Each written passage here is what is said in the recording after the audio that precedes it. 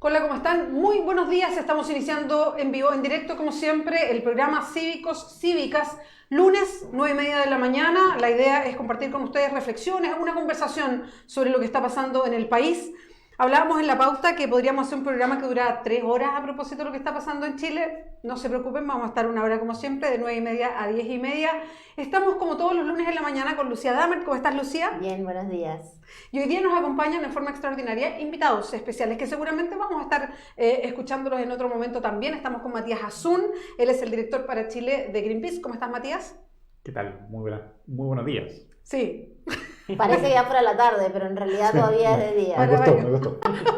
Desde la intensidad de la semana. Estamos con Claudio Alvarado también, que es de la comunidad de historia mapuche. Tiene un podcast que nos va a contar también. Lo hemos entrevistado varias veces en Clever. Y bueno, lo invitamos también al programa porque hay muchos temas que conversar hoy día de actualidad política, económica, como siempre. ¿Cómo estás, Claudio? Muchas gracias por acompañarnos. Gracias por la invitación, Bea, nuevamente. Y el programa se llama Walma Programa, para que lo busque. Walma Programa. Sí. ¿Cuántos programas llevan? 20. ¿Ya? ¿Y de qué se trata?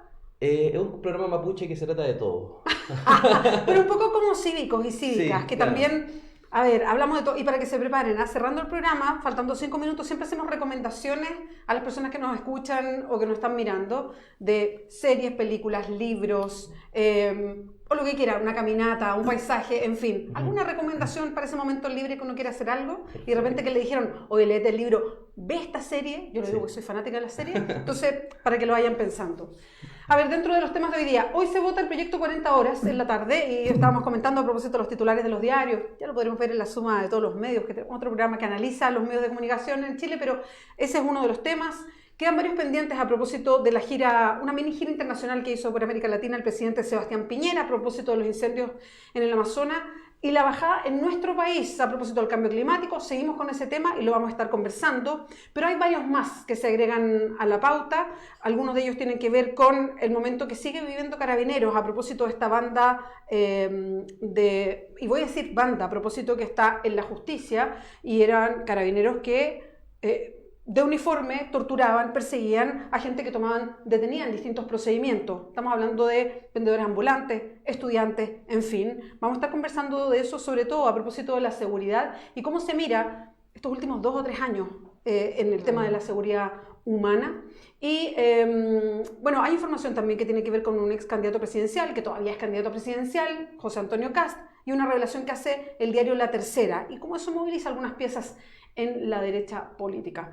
Partamos por un concepto que me gustaría que discutiéramos, y esto como heredado de lo que pasó la semana pasada con la visita sorpresa de Sebastián Piñera en Brasil, al lado de Bolsonaro, en una situación un poquito incómoda, además, el presidente respondiendo cosas que de repente no le correspondían a él, en fin. Y aparece este concepto de la soberanía, que lo hace muy presente Jair Bolsonaro en el momento de la oferta que le hacen desde Europa para poder ayudar a apagar los incendios en el Amazonas. Entonces él dice, miren, no hay problema, pero sobre Brasil decido yo. Aquí hay un tema de soberanía que tiene que quedar bien clarito. Y cuando hablamos de cambio climático, cuando hablamos de otros fenómenos que van a empezar a ocurrir o que están ocurriendo ya en el mundo, el concepto de soberanía, de límites, de hasta dónde llega mi autoridad, hasta dónde llego yo, o cuáles son los límites, si son naturales, son creados por el hombre, en fin, todo eso se instala en un debate y a lo mejor hoy día hay un debate nuevo. ¿Cómo lo miran? ¿Cómo se instalan frente a ese tema? Bueno, sí, primero, yo creo 2 cosas, Claudio. ¿no? Primero, es un concepto bien maniqueo, ¿no? O sea, hace algunos meses veíamos a Sebastián Piñera en la frontera de Colombia, ¿no es cierto?, usando, digamos, casi un golpe de Estado, derechamente desde mi punto de vista, ¿no? Más allá de toda la crítica que podamos tener, particularmente al gobierno venezolano, lo que estaba haciendo es incidir políticamente en el devenir político de un país, ¿no? O sea, hay una soberanía relativa. Es relativa, ¿no? Por lo tanto es muy maniqueo, una utilización siempre muy contextual, ¿no? Por lo tanto siempre hay que tener cuidado cuando se trata sobre este tema, ¿no? En primer lugar eso. En segundo lugar, hoy día el régimen capitalista implica procesos de comercialización, de vinculación de capitales que ya superan inevitablemente los procesos justamente únicamente de soberanía nacional.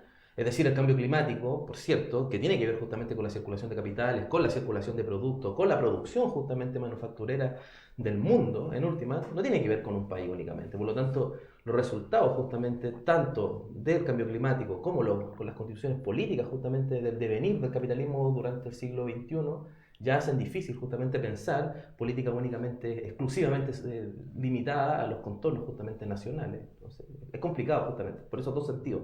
Primero, porque maniquea, ¿no es cierto? Y segundo, porque efectivamente hoy día los resultados del proceso de industrialización capitalista son mundiales, no tienen que ver con un Estado únicamente, ¿no?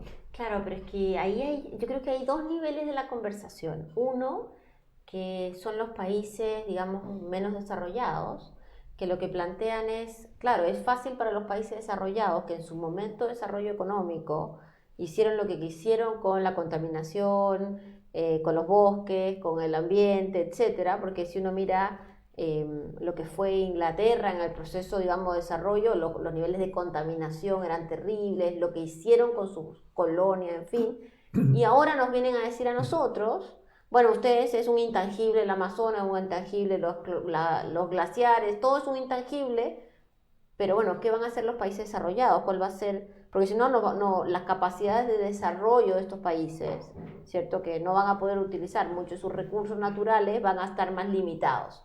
Entonces, eso se abre en dos espacios. Uno que es, bueno, nosotros no tocamos el Amazonas, pero queremos una compensación económica por ser un pulmón mundial, o queremos una compensación ambiental, o bueno, y creo que ahí hay un sentido de razón, y después está la otra mirada, que es la mirada que yo comparto totalmente con lo que se dijo antes, que es una mirada mucho más de, bueno, revisemos el concepto de soberanía desde el punto de vista de lo que a mí me interesa. Entonces, hoy día a mí me interesa que la soberanía sea este concepto mundial, global, que lo decimos en el G7, que es interesante porque no lo decidimos en Naciones Unidas, sino en el G7, en el grupo de los mega ultra ricos, y después hablemos de otros conceptos de soberanía, ¿cierto? Que son los conceptos de soberanía como más locales, y totalmente de acuerdo con lo que tú decías en el tema de Venezuela, y no solo en el tema de Venezuela, pero sí creo que hay que hacernos cargo de esto, que para los países ultra ricos hoy día es mucho más fácil poner el pie y decir, flaco, no, ustedes no utilicen el Amazonas, no sean, cuando en realidad ellos lo que hicieron con parte importante de África fue devastarla para sus intereses económicos. Pero ahí yo me quedo con algo que leí el fin de semana, no sé si era en un Twitter, en alguna red social, que decía, es tremendo que es muy sencillo para nosotros aceptar que se acabe el planeta, pero no aceptar que se acabe el capitalismo. Y eso es parte también importante de esta conversación, ¿no? Entonces, es sin duda un tema central. Bueno, ya pasando a Matías, y creo, para echarle más pelos a la sopa, me parece súper interesante esa tensión de lo que se agrega en el debate de fondo, y un debate que se acerca en cambio climático, y ya vamos a entrar a eso, porque, bueno, Chile tiene la cumbre, lo hemos ido conversando cada vez más en los distintos programas acá en Clever, porque tenemos la cumbre contra el cambio climático ahora, o sea, 1 y 2 de diciembre, pero entonces por una cuestión obvia está saliendo todo el rato en los medios de comunicación, cada vez conocemos más, nos estamos abriendo, se vuelve un tema más cotidiano, si antes lo veíamos más lejos, ahora se vuelve un poquito más cotidiano, pero es interesante estos distintos factores y esta tensión que se provoca. Y me parece interesante la forma de verlo, de verlo de los países ultra mega ricos, que están en una posición como para de repente empezar a dar lecciones, los otros países dicen, a ver, espérense un poquito, nosotros tenemos que mirar también desde acá. ¿Cuál es la mirada desde América Latina del cambio climático y no la mirada solamente desde Europa, por ejemplo, del cambio climático? Y creo que hay temas en tensión. Sí, bueno, el fin de semana murió Immanuel Wallerstein, ¿no? Y es una lectura necesaria para entender estas cosas. En términos generales, no es que hayan países ricos y países pobres, hay países centrales y países periféricos, y lo que nosotros exportamos son materias primas. Entonces, bajo esa premisa, toda la economía de las naciones latinoamericanas en general no está basada en agregar valor a lo que producimos. Y por lo mismo, la forma en la que está integrado todo el sistema es una sola bola, ¿no? Que es de lo que hablaba el compañero. Entonces, bajo esa premisa central es el modelo de desarrollo global el que está hoy día en entredicho. Yo no tengo claro que se vaya a acabar el capitalismo o no, más bien creo que se va a volver a adaptar. Sin embargo, la percepción del debate sigue estando afiatada en este espacio pequeño de estados-nación, en esta idea de soberanía, ¿no? Pero en realidad la manera en la maniobra respecto de la soberanía, si bien es perfectamente legítimo que un gobierno y que el presidente de ese país, digamos, lo señale, cualquiera sea, la realidad es que los ecosistemas no respetan fronteras, ¿no? Y este es un verdadero problema, ¿no? Los glaciares son ríos de agua congelada, eso significa que son ríos, lo que significa que en Chile podrían ser privados, porque tenemos una ley que los declara privados, y los ríos escurren muy lento, pero son ríos, los glaciares son ríos, por lo tanto en realidad podría ser dueño en él de un glaciar. Y ese sinsentido entre la forma en la que nos relacionamos con la naturaleza, ¿no? Entre la normativa y la realidad física, ¿no? O geofísica de los fenómenos naturales, no cuadra, ¿no? Por lo tanto, el problema, y lo que hemos visto es que ese descuadre está llevando a que el planeta entero esté en llamas. Hay que recordar, Congo, Angola, solo la semana pasada, el Congo, Angola, Siberia, el Ártico, Siberia en Rusia. Hubo 4 incendios forestales en invierno en Chile, producto de una sequía brutal. Y lo que hemos visto además ha sido una operación muy, muy sigilosa, pero con un timing perfecto, de uno de los grupos de poder más importantes del país, que es la Cámara Chilena de Construcción, para instalar en el momento de la sequía la idea de una carretera hídrica, sin tocar los intereses del Consejo Minero con una ley de glaciares, por ejemplo, sin tocar los intereses de la sociedad agrícola respecto de la importancia de la distribución de los derechos de agua. Perdona, como si fueran cosas separadas. Claro, entonces es un poco el negocio, ¿no? Viene alguien, hace mal una carretera, hay choques, se desbarranca todos los días un auto. La solución es quien licite el hospital, ¿no? No quien hace la carretera mejor, ¿sí? Yeah. Entonces, y luego la discusión respecto de transparencia es respecto de cómo compramos los parches curitas, las benditas y quién le paga a los doctores.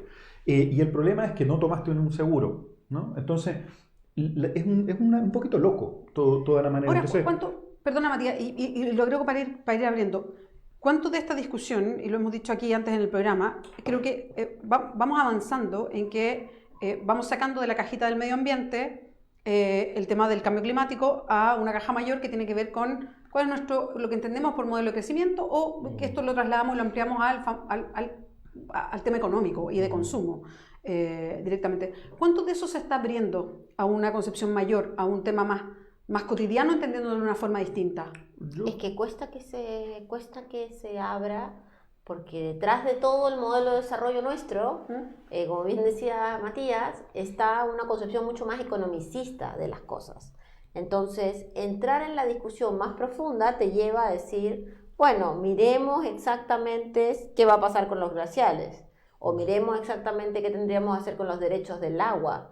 Pero solo poner el tema de los derechos del agua genera páginas y páginas de intervención económica de empresas, de empresarios que no ven cuál es su rol en el sentido negativo de todo esto, sino lo que están tratando de ver es cuál es su rol, entre comillas, positivo, pero positivo en el sentido económico para ellos, y eso con algunas consecuencias positivas para el resto. Entonces es difícil, si bien yo creo que hay una cosa, ahora a puertas de la COP, con todo lo que está pasando en el mundo, hay una percepción mayor. También hoy día salió una encuesta, lo conversamos antes, que todavía mucha gente en Chile cree que esto es algo reversible. Y no hay que olvidarse que hace 10 años, la gente, un porcentaje importante, la gente decía que esto era mentira. Habría que ver qué entienden por reversible, ¿no?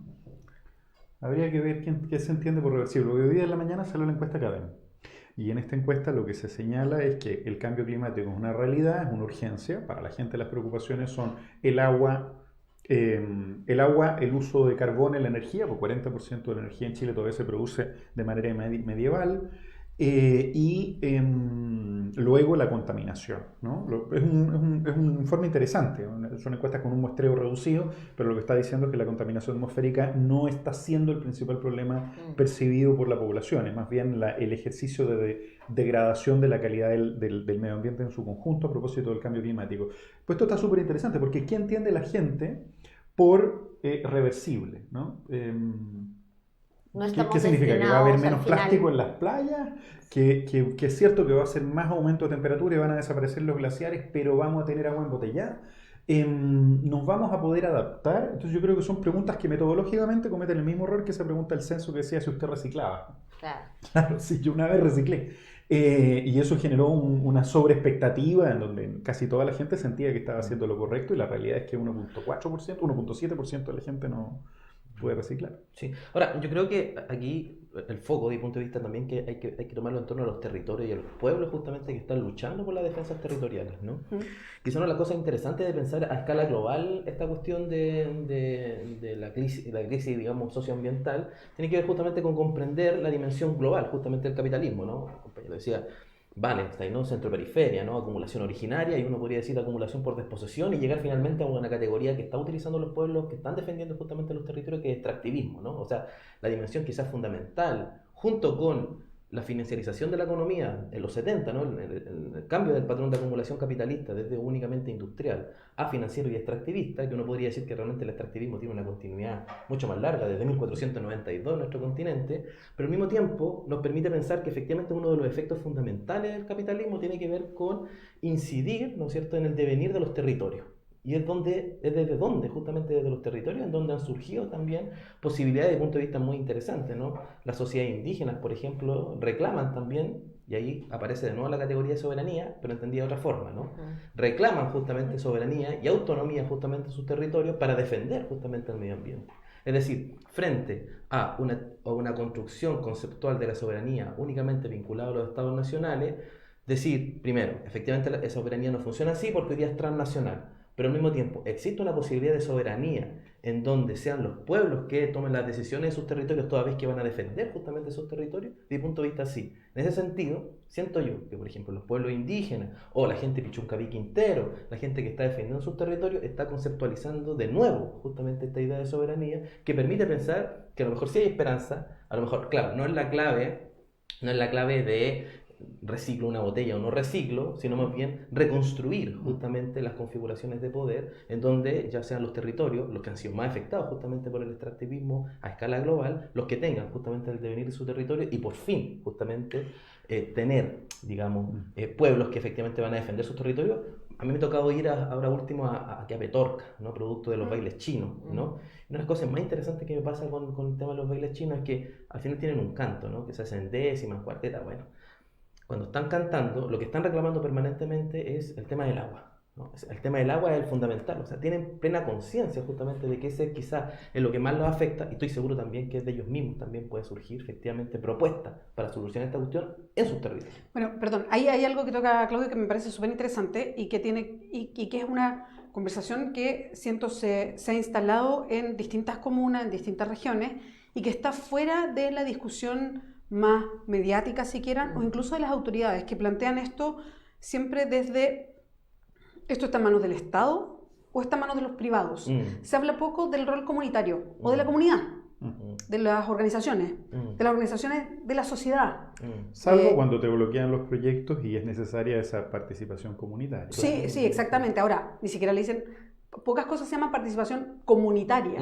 De hecho, me ha tocado estar con muchas APRs, que son las agrupaciones de manejo del agua potable rural, que son comunitarias. Y no tienen el concepto de comunitario, se los quitaron incluso en la forma de entenderlo, para, creo yo, de una forma, para mi gusto, muy a propósito, ¿no? De que la comunidad como eso, como un grupo de personas que se asocia de una manera igualitaria, con un concepto muy interesante respecto a la administración de los bienes que pueden considerarse comunes, que son para todos, para todas, en fin, de una manera también de cuidarlos de manejo responsable. Ese concepto no está tan presente en la ley. Pasa en los territorios, pero se ha ido perdiendo, y me parece que es súper interesante retomarlo como una forma también alternativa de poner sobre la mesa de formas de organización. Claro, porque pasa que también estamos en un cierto espacio de discusión donde las propuestas que se definen como alternativas al problema terminan siendo soluciones individuales. Claro. Yo reciclo, yo ya no como carne, yo ya no compro carne brasileña, desde el yo se propone, cuando yo estoy totalmente de acuerdo que acá lo que se requiere son soluciones más bien comunitarias, de los pueblos originarios. O sea, la discusión que hay en Brasil parte porque lo que hace Bolsonaro es permitir que se diezme a la población de pueblos originarios que hay en la Amazonía. que son además aquellos que están sentados diciendo nosotros tenemos la obligación de cuidar la Amazonía por motivos muy diversos a que no vaya a haber agua en China, ¿cierto? Por una cosa totalmente la relación ancestral con la tierra. Entonces, eso que creo que es mucho más claro en los pueblos, ¿cierto? Uno lo mira en los Andes, en Perú, todos los problemas de conflicto social en Bolivia, en Perú, en las zonas andinas, son respuestas más comunitarias. Está empezando a llegar a las zonas más de ciudad costeras, pero todavía hay mucho de respuestas totalmente individualizadas y creo que el convencimiento es que en lo individual no vamos a lograr mucho. Es verdad que puede que haya actores súper relevantes que ponen los temas, pero tengo la duda si eso va a ser una gaviota no hace primavera, ¿cierto?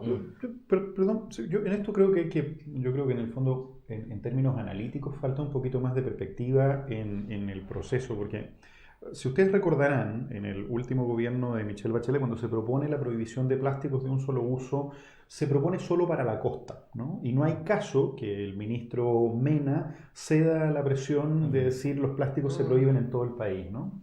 Y ocurrió un fenómeno realmente increíble, ¿no? Un gobierno que venía asustado por la reforma tributaria, por distintas cuestiones, que no se atrevió, no se atrevió lo que hizo el presidente Sebastián Piñera, incluso si se fijan bien, para tapar un poco el proceso de legalización de vuelta del Gamina Dominga, ¿no? Ocurrió con un timing perfecto, el caso de los Délano los obligó quizás a tener una buena noticia.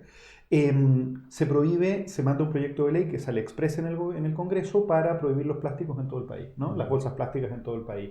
Y este proceso no hubiese pasado si no hubiese una percepción masiva de la población de que esta era una cuestión prescindible y necesaria. Entonces aquí hay un tema que justamente lo que propició el trabajo del gobierno de Michelle Bachelet instalando el tema. Entonces es muy paradójico que ellos hayan generado las condiciones históricas para que este proceso ocurriese y no las hayan capitalizado desde el punto de vista de la victoria política y se lo hayan entregado en bandeja. Es desde el punto de vista político inentendible. Pero más allá, para mí, por supuesto, lo que me importa es que se prohíban los plásticos. Ahora, en términos bien específicos, es bien increíble cómo fue la población la que prohibió los plásticos. Y seamos bien claros, Evelyn Matei ya tiene un proyecto de prohibición de plásticos de un solo uso para el almuerzo, Joaquín Lavín tiene una lógica en torno al reciclaje de plástico, recién Jadwe también está empezando a meterse en este tema. Entonces, las figuras políticas también están empezando a entender este proceso, pero sigue habiendo como una lectura en donde las comunidades están por un lado y los proyectos políticos van por otro, a destiempo de los procesos sociales y de la conciencia social. Y eso es realmente increíble, ¿no? Y ahí es donde me pregunto si los territorios muchas veces no verán espacios donde poder tener una interlocución válida, ¿no? Y no instrumentalizada, meramente oportunista. Y es muy delicado porque la ecología requiere que sea el mundo político en su conjunto el que pueda tomar estos temas y poder avanzar. No da el tiempo para discutir sobre el Amazonas si es soberano o no es soberano. Si usted dice que es soberano y es responsabilidad suya, entonces apague el incendio, señora. Haga todo lo posible por hacerse cargo. No dan los tiempos para tener una conversación sobre geopolítica global. Paradójicamente hay que tenerlas en simultáneo, porque si no, no se va a sacar el Acuerdo de París. Pero hay que actuar rápido, porque el planeta se está quemando. Entonces, ahí viene una situación muy paradójica y en donde esta asincronía entre lo que está ocurriendo a nivel territorial y a nivel central o de las grandes élites es muy complejo. Y yo creo que las comunidades están harto más disponibles, y no solo las comunidades territoriales con una identidad local más fina, sino también comunidades que quedan en Vitacura, en Lobanechea, en Recoleta, en Puente Alto. Sí, o sea, yo estoy completamente de acuerdo. O sea, pienso que quizás el gran desafío hoy día de cualquier proyección política con aspiraciones emancipatorias, o como queramos decirlo, ¿no? O vinculación con al menos la protección del medio ambiente, tiene que vincular estos dos momentos, ¿no? Yo creo que la mayor dificultad, y quizás la dificultad del siglo XX, ¿no? Mariette, que ya lo decía de los 20, de cómo articular el AILU, ¿no es cierto?, por un proceso político mayor de transformación radical del Estado peruano, decía, ¿no? O sea, claro, quizás esa combinación justamente es la más fundamental, ¿no? Esta idea de que después se tradujo en pensar globalmente y actuar localmente, ¿no? O sea, cómo actuamos justamente en nuestros territorios, en nuestros vínculos más cotidianos, pero pensando justamente a escalas globales o escalas estatales. Yo creo que esa cuestión es una dimensión súper importante, y en la comprensión también de que lo comunitario no implica únicamente lo indígena, ¿no? Sino por el contrario, lo comunitario implica también otras territorialidades. Ahora, esto parte también, o más bien abraza la noción de que por lo tanto los pueblos indígenas, que es donde yo me abrazo, ¿no? No solamente son depositarios de solidaridades, ¿no? Sino que los pueblos indígenas han construido programas políticos que, desde mi punto de vista, la izquierda debe asumir también, o cualquier proyecto justamente progresista debe asumir también. Es decir, los pueblos indígenas tienen un programa que muchas veces queda más bien como un acto solidario, ¿no? Como, bueno, están sufriendo los pueblos indígenas. ¿Hasta qué punto los pueblos indígenas son también hoy día quizás posibles soluciones frente a crisis socioambientales? Y en este sentido, más que únicamente solidarizar, aprender también justamente de los procesos orgánicos, las reflexiones políticas, los programas para la acción que han desarrollado los pueblos indígenas durante los últimos 30 años. El buen vivir, ¿no es cierto?, que es una cuestión que está en América Latina durante, sobre todo los 90 y los 2000, muy presente, decían los peñis de Ecuador. El buen vivir no es únicamente para el pueblo indígena, el buen vivir es para todos, ¿no? Entonces, ¿cómo transformamos esta cuestión para el otro lado? Está muy interesante por los videos en YouTube que están surgiendo desde las comunidades indígenas del Amazonas, ¿no? Con sus tocados, con su caracterización típica, están hablando de modelos de explotación sustentable de los recursos, ¿no? Explotación es una palabra dura, pero la están usando. Porque parte del problema es que, tú lo dices muy bien, parte del problema es que la ganadería a escala local, la pesca a escala local, ¿no? Están como desconectadas, ¿no? Lo bueno es aquello que acumula, lo bueno es aquello que es global, lo bueno aquello es que es escalable hasta el infinito. Esa noción economicista de que la escala se puede llevar hasta el infinito y mientras más arriba mejor. Y si no lo podemos hacer es porque no hemos represado suficientes ríos, si no lo hacemos es porque no hemos construido suficientes plantas eléctricas. Esa dimensión, ¿no?, sin límite del proceso es realmente loca. Y es muy importante que también valoremos aquello que puede ser de escala local. Un ejemplo muy concreto. La acuicultura no es un negocio en sí mismo nefasto. Sí, en la producción de salmones que tienen más en común con los fonsis, con los chitos, que con un pez real. Para producir 1 kilo de salmón, solo un resumen sencillo. Uno necesita, solo en la región de Chiloé, una vez al año se utiliza el equivalente, si uno extiende las bolsas plásticas, de la región de Valparaíso en redes. Una vez al año. Ahora, las redes son harto más gruesas que las bolsas plásticas, ¿sí? El equivalente de bolsas plásticas. Pero prohibimos las bolsas plásticas, pero no la brutalidad en basura por plásticos que queda abandonado, o bien en el fondo del mar o en los vertederos, que son la principal contaminación en el lugar.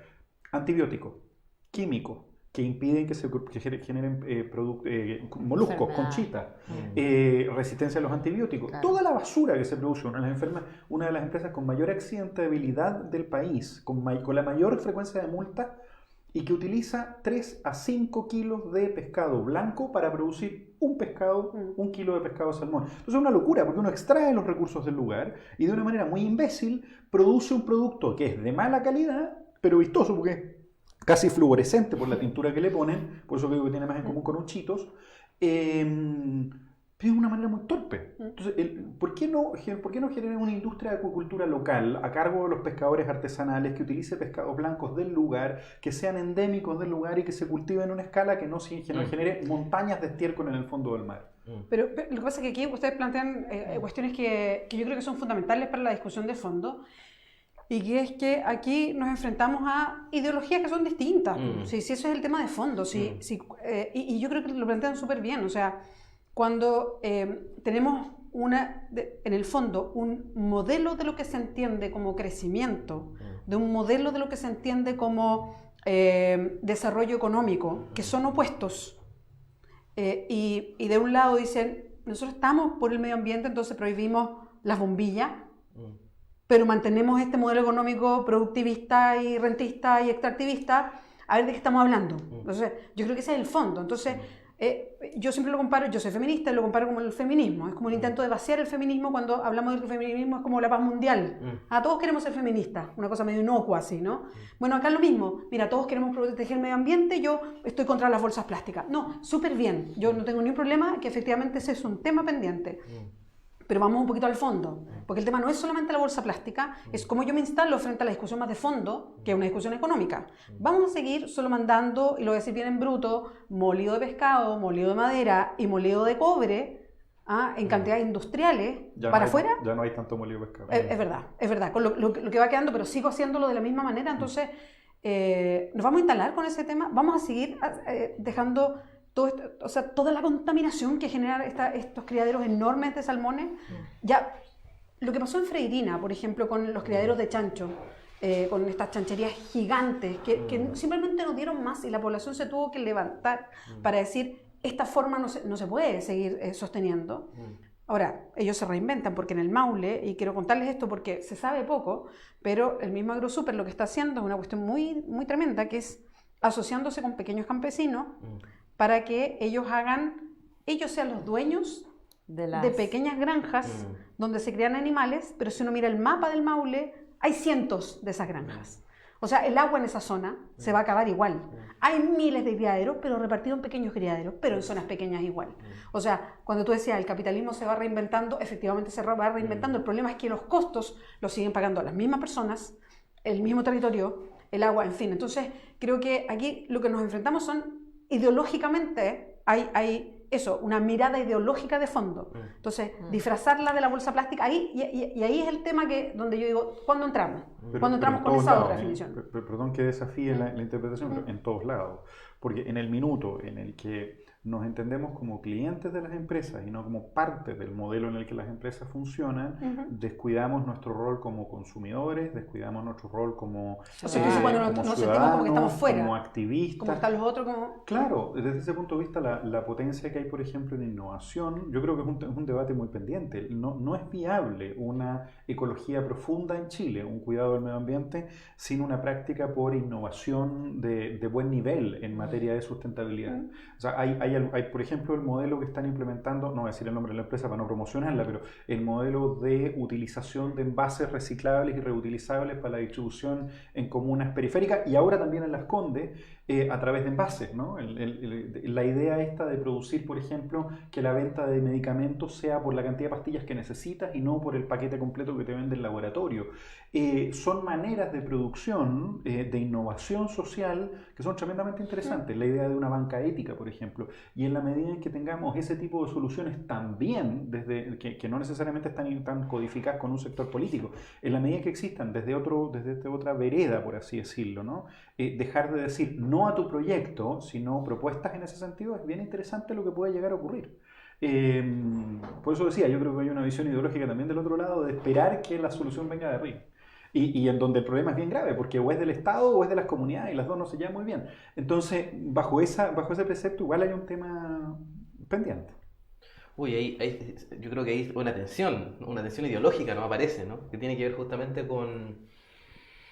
Está bien, uno puede llegar a creer efectivamente que la innovación puede resultar a ser una posibilidad frente a la catástrofe que estamos viviendo, pero también dudo, o sea, siento que muchas veces esas mismas nociones de innovación tienen que ver únicamente de nuevo con la misma visión que hay detrás, ¿no? Que es mayor acumulación de capitales, ¿no? O sea, voy a seguir acumulando capitales, pero claro, de manera innovadora y de manera verde, ¿no? Esta idea que incluso de manera que uno podría reírse, ¿no? Esta idea de efectivamente puede existir un capitalismo verde, yo lo dudo, ¿no? O sea, una de las cosas fundamentales del capitalismo justamente es la acumulación permanente. O sea, lo que quiere el capitalista ante cualquier cosa es seguir acumulando capitales, ¿no? De una manera así que ya irrisoria, ¿no? O sea, que no tiene ningún sentido. Y ahí discuto más bien, ¿no? Yo pienso que efectivamente no sé si la innovación como herramienta efectivamente puede posibilitar ciertas cuestiones que a largo plazo efectivamente pueden conllevar a reducir no sé, los efectos justamente del cambio climático. Ahora, no sé, dudo bastante justamente de que ello, toda vez que todavía no existe, ¿no? Realmente, ¿no? Es un posible devenir, son propuestas, ¿no?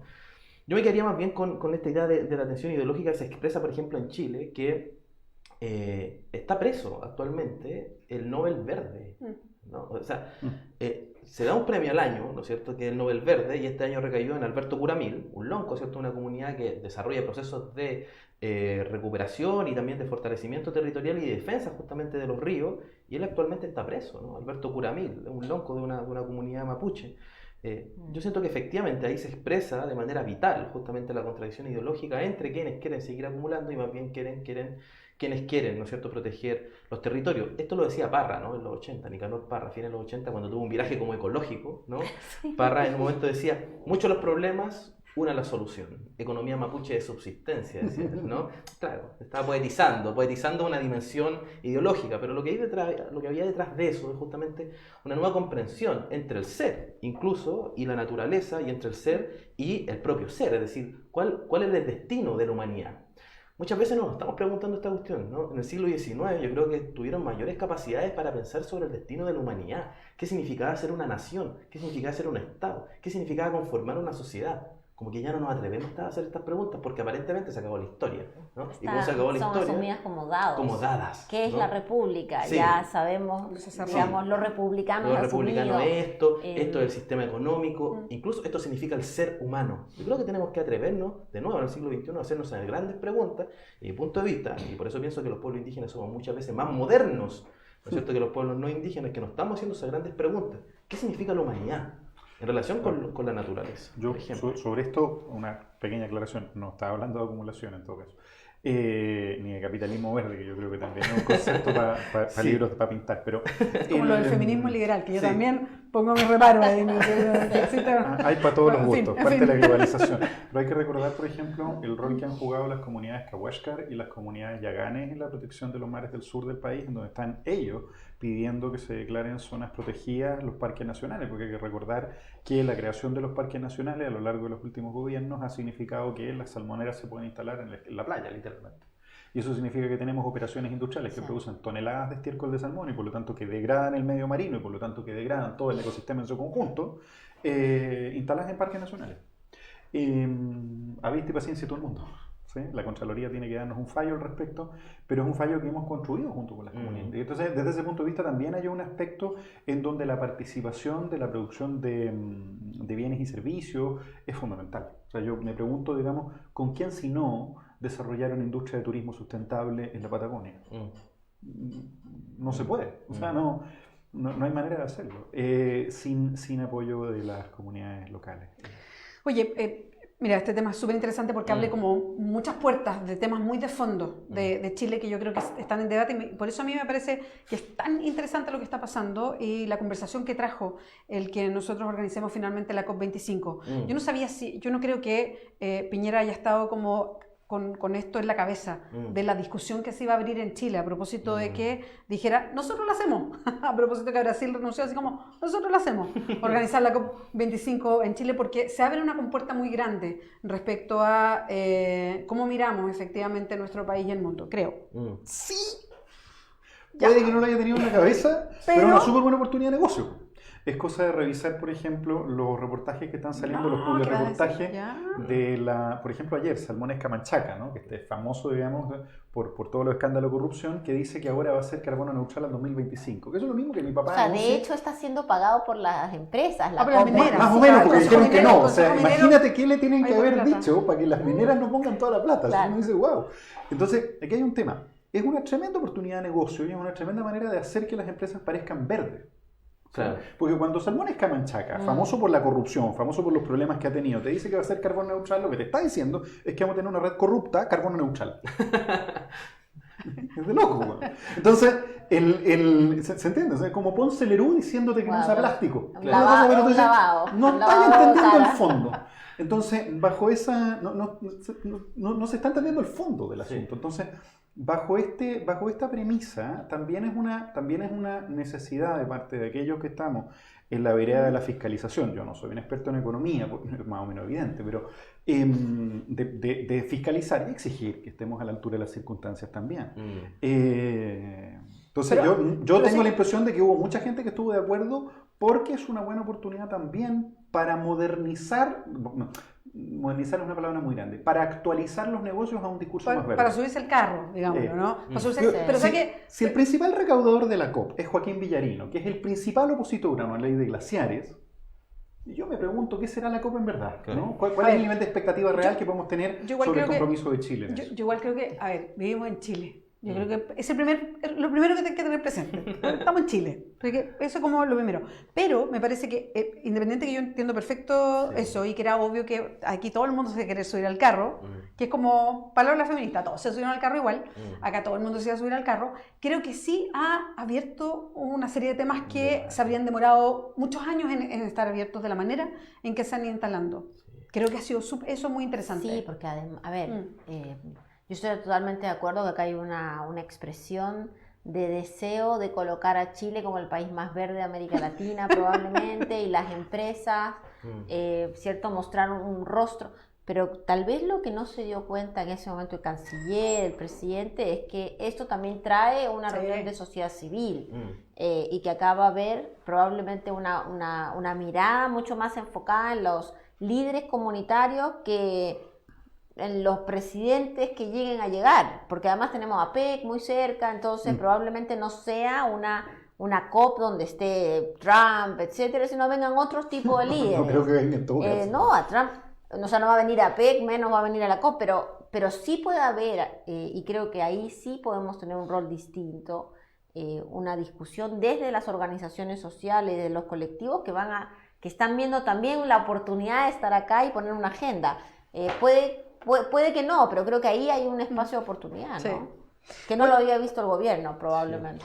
Quería que pasáramos rapidito por algo que es noticia hoy día y ha sido noticia en el último tiempo y que ha dejado muy descolocado al gobierno, que es el proyecto 40 horas. Lo hemos discutido harto. Lo hemos discutido en varias oportunidades por lo mismo, porque en un momento se robó la agenda y se veía un gobierno que no sabía cómo protegerse, estaba así como poniéndose protecciones al proyecto.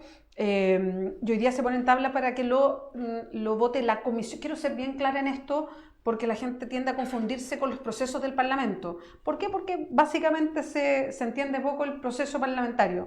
El proyecto 40 horas, que es un proyecto de la diputada Camila Vallejo con la diputada Carol Cariola, se va a votar hoy día en la Comisión de Trabajo. Esto es una comisión de la Cámara de Diputados, donde hay 13 parlamentarios y parlamentarias. En esa instancia se vota ahí, después tiene que pasar a la sala. Ojo con eso, está en esa instancia todavía muy, muy primaria. Pero ya que se vote es algo que no había sucedido antes, porque recordemos que este proyecto se presentó en el año 2017 y es primera vez que efectivamente se va a votar, se pone en tabla, en fin, y bueno, lo mencionábamos, hoy día hay una portada grande del diario El Mercurio que su primera noticia a propósito de la votación es cuánto le va a costar al Estado si es que efectivamente pone 40 horas de trabajo para los funcionarios del mismo Estado, y que por eso sería inconstitucional, porque significa plata extra del Estado. Y lo quiero decir aquí también, porque también es algo que se desconoce harto. En Chile es inconstitucional, o sea, va contra la Constitución, que parlamentarios o parlamentarias presenten proyectos de ley que impliquen gasto estatal. Claro. Y por eso esa es la amenaza, que dicen, no, si esto es inconstitucional, y dicen, aquí hay un proyecto inconstitucional, las 40 horas que se votan hoy día. A mí primero me impresiona, ¿no? O sea, me impresiona el hecho de esta resistencia, ¿no? De esta resistencia a las 40 horas, porque claro, es un triunfo como no lo había habido, ¿no? De los sectores obreros, los sectores trabajadores, ¿no? O sea, quizá la fundamental lucha del siglo XX fue justamente la conquista de derechos del mundo del trabajo, ¿no? O sea, hay que pensar que desde 1907, desde la matanza de Santa María de Iquique, lo que andaban buscando esos obreros es mayores derechos justamente para la clase obrera. Yo creo que en ese devenir, ¿no es cierto?, en ese devenir histórico de un siglo y más, se encuentra justamente esta batalla. Es decir, es una batalla cultural también, es una batalla política-cultural que va a definir también un poco la apertura o no, justamente, de un movimiento que hoy día quizás, si bien es cierto, no está tan presente justamente en la discusión política y pública que es el mundo obrero, pero aún así el entramado central justamente de un país, que son sus trabajadores, ¿no? En ese sentido yo siento que la derecha lo que busca frente a esto, además de cuestiones económicas, cuestiones de plata, es evitar un triunfo político-cultural justamente para el mundo de los trabajadores. Ahora, al mismo tiempo me parece insólito esta idea de inconstitucional, porque ayer estaba justamente con mi hermano, ¿no?, leyendo un poco la Constitución frente al artículo, ¿no es cierto?, y es una utilización súper perversa, ¿no?, de ese artículo, porque finalmente la ley no es que está diciendo necesitamos plata, es decir, vamos a bajar 40 horas, por lo tanto son 5 horas menos, y como son 5 horas menos, esas 5 horas que las paga, el Estado, el sueldo mínimo, o sea, se han toda una vuelta gigante justamente para argumentar que es inconstitucional. Yo creo que tiene que ver con la desesperación un poco del gobierno, ¿no? O sea, estamos frente a un gobierno desesperado, en donde ya únicamente frente a este proyecto de ley, lo único que está diciendo es inconstitucional, es inseguro, pero no hay propuestas tampoco del gobierno, ¿no? La respuesta es, no, 1 hora más, ¿no? 41, y además la flexibilidad laboral, que yo creo que justamente sobre eso también hay que discutir. Lo que se está apuntando es flexibilizar más justamente el trabajo con la finalidad de generar más precarización hoy día para los trabajadores en Chile, ¿no? Sí, a ver, yo creo que hay varias aristas de esto. Evidentemente, en términos políticos, al gobierno no le interesa que el, entre comillas, único rédito que van a tener los trabajadores sea un rédito que se lo deban a 2 diputadas de la oposición, es más comunistas, como dicen ellos todo el rato, ¿cierto? Pero es una bajada comunicacional permanente de los actores del gobierno que dicen, bueno, las diputadas comunistas para ver o el proyecto del Partido Comunista. Claro, para ver si generan un poco esta ansiedad ciudadana que en realidad no logran generarla. Y por eso es que plantean sus 41 horas y bueno, en fin. Por otro lado, la presión que ellos están sintiendo obviamente del mundo de los empresarios, claro, que ya va más allá, porque hay un porcentaje importante de la gente derecha que probablemente en términos comunicacionales y políticos están disponibles para decir ya que sean 39 horas. Lavín, por ejemplo, que en la batalla comunicacional no va a ponerle peros a la discusión porque quiere ponerse por encima de, pero el mundo del empresariado ha puesto la primera plana del Mercurio hoy día, ¿cierto? Ha puesto muchas áreas, porque claro, esto sí les afecta en lo personal, justamente porque lo personal es lo económico, ¿cierto? Su ganancia directa. Y por otro lado, han puesto también el punto que acá no hay ninguna evidencia de que esto vaya a generar inversión, economía, crecimiento, cuando también, y esta es la otra arista que me parece importante ver, es que esto ya no estamos hablando de este modelo donde todo es ganancia, ganancia, ganancia, ganancia, sino también el beneficio en calidad de vida, el beneficio en menos problemas de salud mental. O sea, hay una serie de otras cosas que se empiezan a poner en el debate. Y a mí me parece que también hay una riqueza en eso. Porque acá tú tienes la discusión de, bueno, queremos gente que trabaje 100 horas y eso genera un montón de beneficios, pero se muera más pronto. Y bueno, hay gente que pareciera que sí. Y ahora la gran discusión, y yo creo que ahí hay que darle el reconocimiento a la presidenta de la Comisión de Trabajo de la Cámara, porque si no lo hubiera puesto en la mesa, esto nadie lo hubiera puesto en la mesa. Qué bueno que la Lucía lo menciona. O sea, aquí eso también tiene que ver con la recomposición de la Cámara de Diputados. Y aquí hay algo súper interesado y pongo al tiro ¿cómo se llama eso? Disclosure se dice, el reconocimiento arriba de la mesa. Yo soy frente amplista, pero efectivamente una recomposición del Parlamento permite que un proyecto que se presentó en 2017 estaba muy guardadito en un cajón, llega una presidenta, en este caso frente amplista, que es Gael Jomans, y decide tomarlo y lo pone sobre la mesa. Y esa es la gracia de las presidencias de las comisiones, ojo con eso. Por eso se discute y se debaten tanto, de repente parece una cosa muy leguleya, ¿a quién le interesa quién está al frente de una comisión en el Parlamento? Ahí están las importancias, porque ponen las tablas. Pueden poner un proyecto sobre la mesa para que se vote. Y ahí está lo interesante, que por eso se vota ahora, por eso hoy día es tema. Esa es la gracia de salir a votar. Esa es la gracia de salir a votar. Qué bueno que lo encadena Lucía, ahí se produce un cambio. Entonces, y efectivamente hoy día estamos hablando de esto porque se pudo votar. Yo no tengo más comentarios. En términos específicos, respecto a lo que has dicho, Beatriz, si no se puede tocar el presupuesto de la nación, entonces no se les vaya a ocurrir a los diputados cambiar el confort que se usa en el Estado, porque eso también tiene un impacto presupuestario. Es realmente increíble el argumento en relación a esto, y desde ese punto de vista agregaría, seamos ciudadanos activistas, o más activistas que ciudadanos, podrán decir, para que los que están electos hagan la pega también. Sería bonito que hubiese más conciencia ambiental en todos los sectores. Yo quiero tomarme, de todas maneras. Yo quiero tomarme algo que decía Lucía, porque me pasó, y yo lo vi en el Parlamento además, que es que la presión ciudadana ejerce efectos en el Parlamento. Y creo que lo perdemos de vista. Lo vemos ahora con las 40 horas. A varios, ¿no? Bueno, los escándalos de pesca sacaron a varios de circulación. Y ni siquiera hablo de la votación de cada 4 años, que sí, ejerce diferencia, lo sabemos. La Cámara de Diputados se cambió en un 84%, lo permitió el cambio del sistema binominal, claramente, pero también si la gente va a votar, efectivamente se pueden cambiar las cosas. Pero no solamente eso, la presión ciudadana, hoy día se ven en las encuestas. Yo, ustedes saben, no confío en ninguna encuesta, pero aparte de eso, yo lo vi en las galerías de la Cámara de Diputados.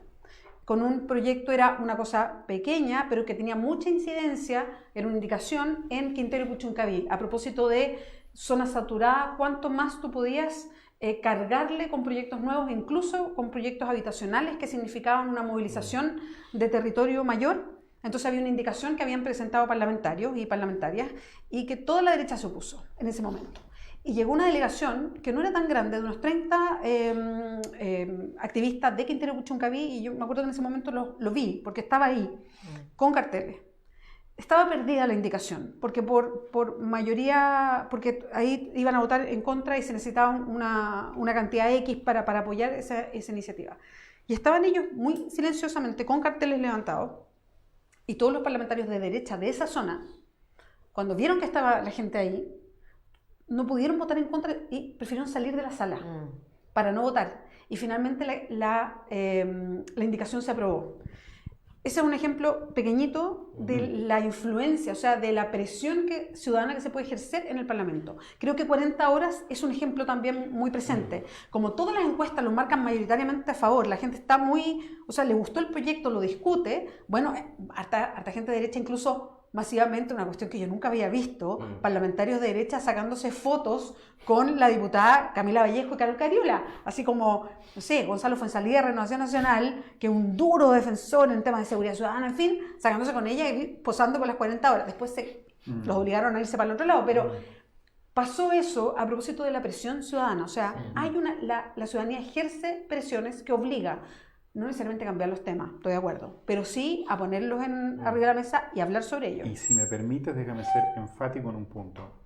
Volviendo al caso del Quintero Puchuncaví, lo que hay que hacer en Quintero Puchuncaví es cerrar las centrales termoeléctricas, cerrar la fundición. No medir, porque la ministra de Medio Ambiente salió ayer a decir que la situación es mejor. Es verdad, los niños vomitan día por medio. Si lo medimos así, es realidad. La gente está hoy teniendo menos abortos espontáneos, pero sigue muriendo gente.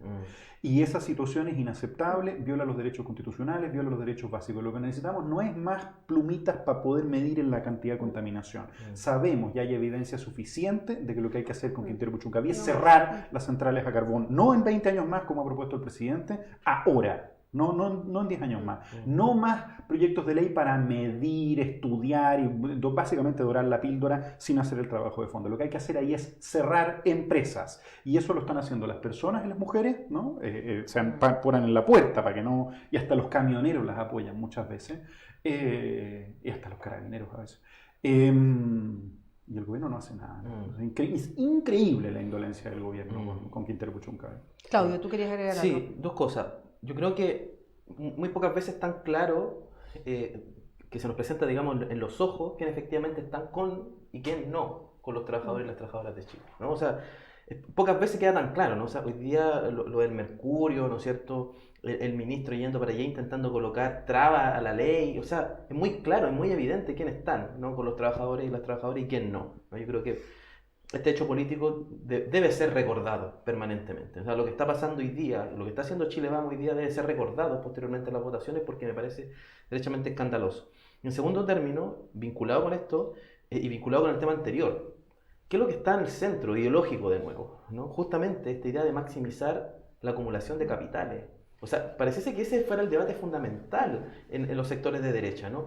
¿Qué favorece y qué no favorece a la acumulación de capitales? Y parece que los seres humanos importaran absolutamente nada. Las zonas de sacrificio es derechamente una lógica de deshumanización. Es decir, ¿quién tiene y quién no tiene derecho a la vida? ¿No? Es decir, ¿quién puede morir antes y quién no puede morir? Eso es la definición de la zona de sacrificio. Lo que está pasando acá es exactamente lo mismo. ¿Cómo no nos va a preocupar la salud mental y la vida en general de los trabajadores y las trabajadoras en Chile? Efectivamente, parece que no les preocupara, porque lo que está en el centro es maximizar la acumulación. En el verano, recordaba leer una editorial del Mercurio, en donde decía cómo el cambio climático afecta al crecimiento económico. Es al revés. Es al revés. Es es el crecimiento económico, esta idea de maximizar la acumulación, es lo que está gestando el cambio climático. No es al revés. Yo creo que efectivamente habitamos una sociedad en donde ha colocado en el centro de todo el debate político lo económico, y parece ser que el humano no estuviese presente, ¿no? Bueno, quedan 2 minutos y ya nos estamos despidiendo. Cerramos como siempre con una sugerencia, ojalá breve, porque nos quedan 2 minutos de cada uno, de si invitan a algún libro, algún reporte, serie, película que hayan visto, que les quedó dando vuelta y que les gustaría comentar. Sí, parto yo. Hay una serie en Netflix muy buena que se llama Así nos ven. Es una serie... no, terrible. Es terrible, ¿no? O sea, habla del racismo más profundo en Estados Unidos, que yo creo que no está muy lejos de acá, ¿no? Particularmente con la sociedad racializada, empobrecida, bueno, etcétera, en nuestra sociedad, donde son unos chicos, digamos, únicamente por estar en una plaza compartiendo, terminan presos 10 años, una brutalidad. Por favor, veanla. Sí, yo también sugiero una serie que en realidad son como pequeños documentales que se llaman Pocas Palabras, lo he visto. que duran ¿También en Netflix, ¿no? también Netflix, 5 o 7 minutos de algunos temas que son temas fundamentales, desde el tema de la marihuana hasta el racismo. Hay uno especial de por qué la gente afroamericana verdaderamente sus niveles de desigualdad se profundizan por el acceso no a vivienda, la gentrificación urbana. Me parece que vale la pena porque en breves 7 minutos uno se da cuenta rápidamente de cuáles son los trasfondos de estos problemas. Entonces, sugerida. Que es Vox en YouTube también. Ah, sí, también está. VOX. Yo siempre he querido recomendar La Mafalda. Nadie nunca me deja recomendar La Mafalda. Pero en particular hoy día, porque va un poquito más actualizado, La Mafalda es, pero lo mismo que necesitamos hoy día leer. Pero en particular hay una serie que se llama Years and Years en HBO, que ver, porque habla además de cómo la política es capaz de bajarse todavía más al nivel de indignidad y seguir haciendo brutalidades. Es muy buena. Sí, muy buena. Yo quiero recomendar un libro, no es tan nuevo, desde hace como 2 años diría yo. Es un libro muy fácil de leer porque se lleva el libro a algo que fue hablado. Entonces muy entretenido, es como medio periodístico, de una historiadora inglesa que se llama Mary Beard. Ella es feminista, se llama Las mujeres y el poder, y habla sobre lo que nos pasa a las mujeres que tenemos voz pública, no solamente en la política, sino las académicas, las periodistas, las dirigentes sociales, y que nos pasa siempre lo mismo. A la mujer se la ataca no por sus ideas distintas, sino por quién es ella. Te mandan a estudiar, te mandan a que no seas tan amargada. ¿Ah? ¿Por estudiar te pagan la beca? No, te dicen, no sabes, tienes que estudiar, claro. Que es algo que es permanente. No así con los hombres, que se arrebatan sus ideas cuando no les gustan, a las mujeres las arrebaten a ella. Sí. Ella lo deja muy claro, y como esto ha sido algo permanente en la historia de la humanidad, a la mujer se la pone en ese lugar cuando tiene voz pública. Muy interesante, lectura feminista en todo caso, así que recomendada. Mujeres y poder, Mary Beard. Muy bien. Ya, nos vamos. Claudio Alvarado Colipí, muchas gracias por acompañarnos. Lucía Damer, Matías Azun, nos vemos, que les vaya muy bien. Esto es Cívicos y Cívicas acá en Clever.